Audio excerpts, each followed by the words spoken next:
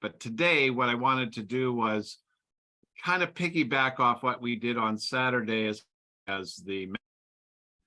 but this is a tool that you can use to share with other people that you're trying to teach on what to do and how to build this business and how to get the most of it. So look at it from that viewpoint primarily. So here we go.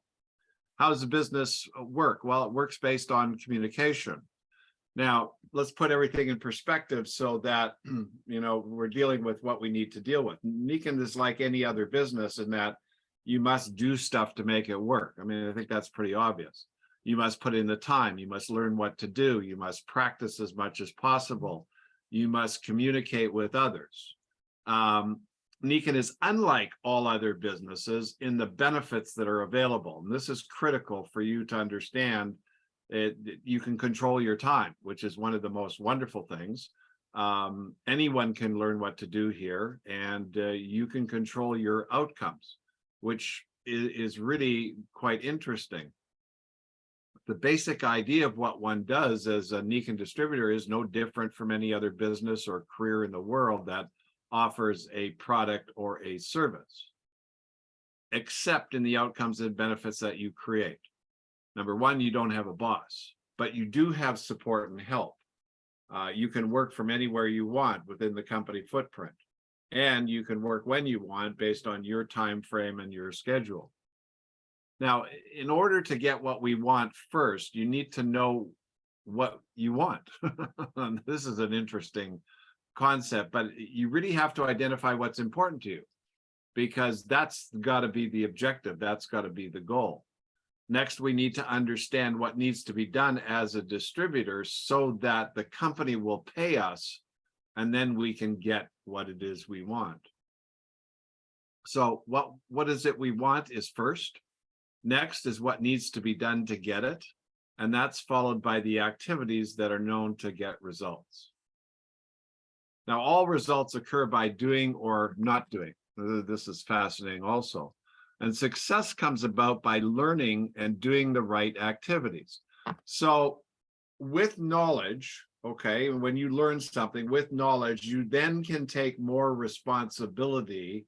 And when you take more responsibility, you can control more and therefore get more of what it is that you want. Very interesting concept. So what needs to be done is talking to others. We know that. Then the next part is to make yourself known. We know that. And then we need to find out what they need or want based on what you're offering. And then we want to present the solution.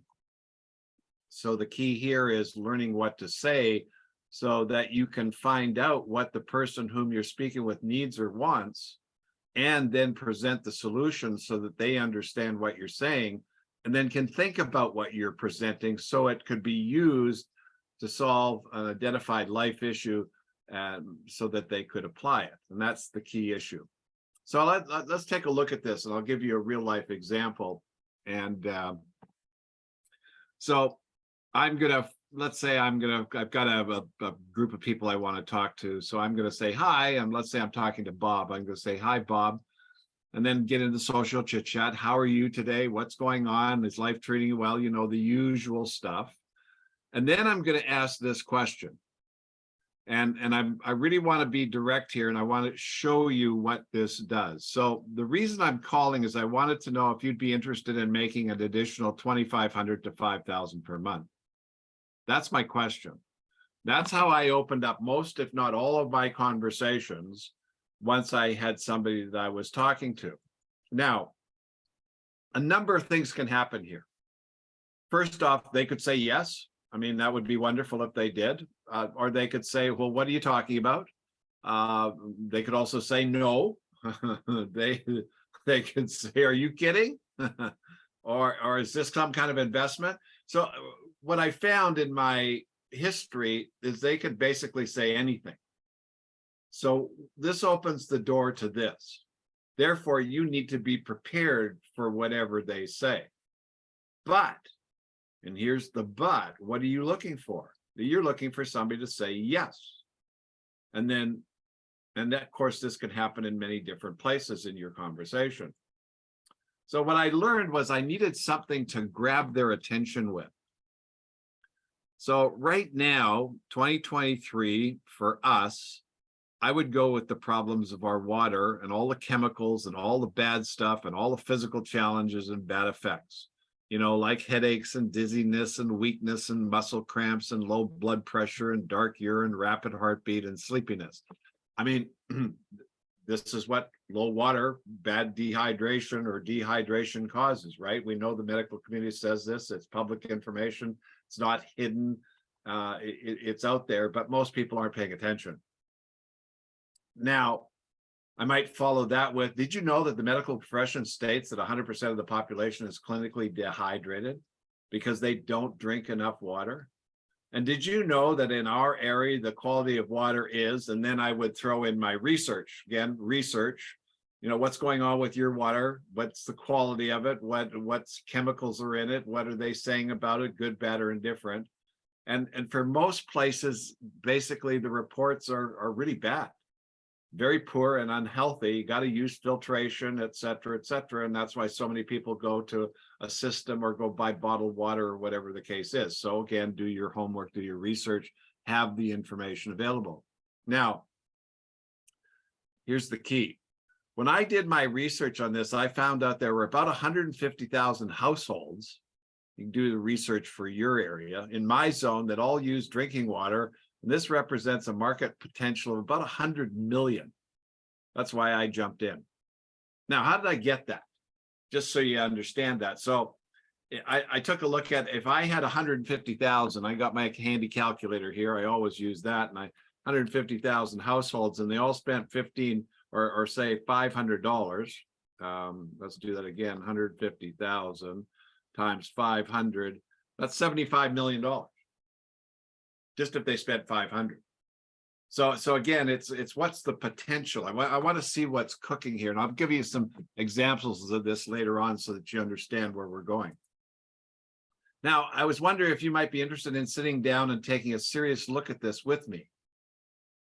Now, what's going to happen here? They're either going to say yes or no. And maybes don't count, but if they like the information, they're going to say yes. If they don't like the information, now I'm not really interested. Okay, fine. Now remember this, and this is critical.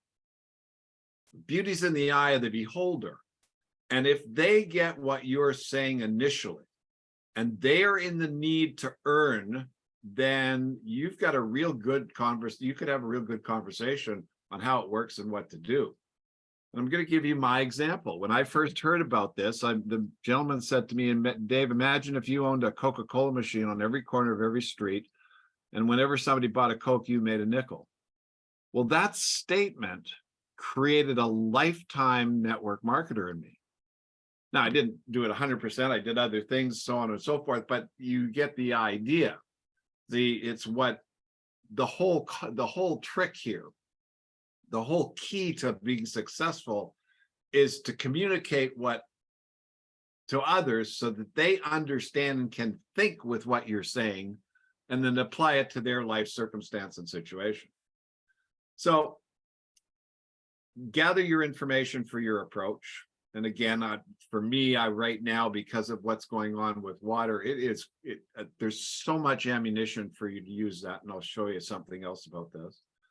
Write out what you plan on saying, practice with your upline or downline, create your list, and then start asking the questions you want to answer to.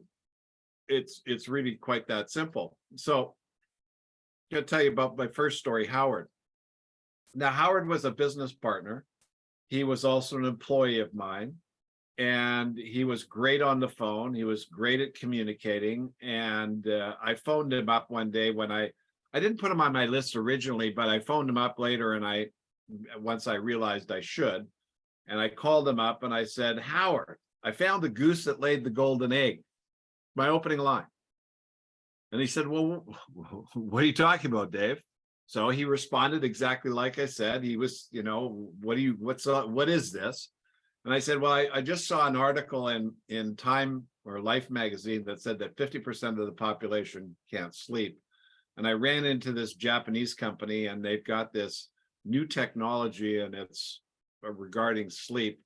And so basically I got a 50% chance of being really successful here. And with the number of people in this area, it's just mind-boggling how much money could be made. And I wanted to know if you'd be interested in taking a look, and I'd like to send you some product so you can experience what this is all about. And he said, sure, I'll try the product. So I sent him the product. It was a mattress pad. 2 days later, after he got it, so that was about 4 days down the line, he calls me up and he says, I don't know what you got, but I'm in. Well, beauty's in the eye of the beholder. What happened there about this that's so important to understand was what I set up in the beginning is I said 50% of the population can't sleep. I said this company has this new technology that helps people sleeping, and there's a ton of money to be made. Well, I knew that Howard was interested in money. I knew that he was looking to, he had to do something to put food on the table, put the roof over his head, his clothes, etc. And so I needed something to grab his attention. And the product did, the story did, and he calls me back up and he said, okay, I'm in. And we went on and then had our conversation. Now again, the key to this is to have an intelligent conversation to look at, because again, let's go back to the beginning of what I said. We're no different than anybody else. Well, we've got products we need to market. So whether you're Verizon or a Comcast or an AT&T or a American Express, and you have a product or a service that you're trying to market, why are you doing that? To get other people to spend their money and utilize it. So for me, that was the key issue. It may not be your key issue, but again, it's once you're in, it's really about everybody else. So what you have to do is look at the audience that you want to talk to. Next person that came along after Howard was a guy by the name of Chuck Michael. Chuck was a commercial realtor, and I put an ad in the paper, and the ad said, new Japanese company in town selling magnets, distribution required, or interested in distribution, 2,500 required for information, call Dave. So this guy, I had lots of calls, but this one gentleman, Chuck, called me up, and he was from Orange County, about an hour and a half away from me at that time. And we got into a great conversation, and he asked those same questions. Well, what is this? What's this all about? And I said, well, really, to be fair, it would be best if you came to the office and I can give you the full presentation. I'm located in Westwood. And he said, okay, when can I come and see you? And I said, well, I have an opening tomorrow. It's a blah, blah, blah. He said, okay, I'll see you tomorrow, blah, blah. And he came. So we sat down and had this wonderful conversation. Now, here's what I want you to really understand, because this is the key to your success moving forward. He was a commercial real estate person. At that time, commercial real estate was on it just fallen completely apart. Very similar to what's going on right now in our commercial real estate area. It's totally fallen apart. It's in that position. So if you were in a sales guy and you were selling commercial real estate or leasing space or whatever, you're going to have a really hard time right now. So it might be a hard time to make money. Well, that was his story. He had a wife, he had 2 kids, he had a car payment, he had a mortgage payment. So he needed to put food on the table. So the conversation we had after he came in was how he could do that. So I showed him what to do. I showed him how it worked. I showed him the structure. We draw pictures. We had a blackboard. We drew, we did what normally would do. Just like if you were doing an addition to your house and you invite the contractor over and you sit down on the table and you draw out what you want, you discuss it, you plan it, you strategize it, you learn about it, you understand about it, you do everything you can to see. Now, the key was what was going on in Chuck's head, what he was looking at, what he was thinking about, what he knew. Now, what's probably one of the key things about doing this business is people. I mean, the first step is you got to talk to other people. Well, Chuck, being a realtor, had a list a mile long. So anyway, to make a long story short, he said, I'm in, let's get going. And we did. And then all of a sudden, for the next 2 weeks, he had 15 to 20 people a day for me to talk to. He did that. I didn't do that. He did that based on me asking him a question. I'm going to go to Ralph and Jerry, the next story. Same kind of a concept in that different approach, different set of circumstances. Ralph was building a house, their retirement in this, we lived in this guard gated community and the houses were very expensive. And so I was interested in construction. So we started to communicate. Now, I had a problem with my house. I had a little wiring thing. I asked him about that story and to fix it. And he said, sure, I'll come over. He looked at it. It took him 2 seconds to fix it. And I said, how much would that cost? And he said, don't worry about it. So what I did was I gave him some Niken product as a thank you.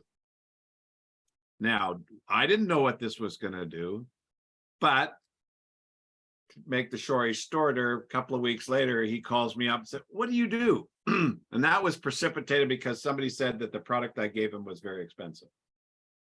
Now, at that time, to me, it didn't seem that. It was just the cost of the product, but somebody else thought that, and so he was curious. Well, the reason why he was curious, he wanted to know what I did because he had a life problem. And his life problem was with his wife and where she worked, and he wanted to get her out of corporate America, back home, doing something that they could do together while they were building their retirement home and enjoy life because they were seniors. So the same thing was, we got to the point where the question was asked, would you be interested in? And they said yes. And then the conversation began. Now let's go to present time, 2023.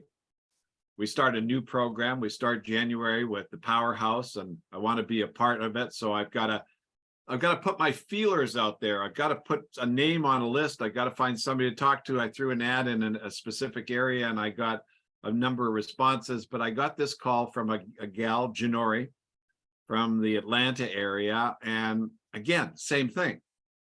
So she was curious because I spelled out what I did in the ad. And she was curious because she'd had some familiarity with the area.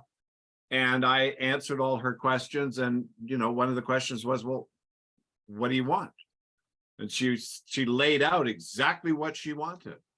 And I said, okay, well, this is how we're going to get it. We ended up in the conversation, and a lot of you know the story of Janori.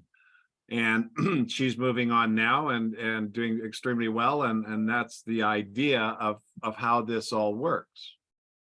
So just to wrap this up, the key here, once you're in, is attracting attention. You've got to figure out what's going to attract attention, and so that the person that you're talking to can then digest the information that you're communicating, so they can think about it of how to utilize it and get involved. So this is just one piece of the puzzle. Hope this helps. We'll stop the share and we'll go into a Q&A.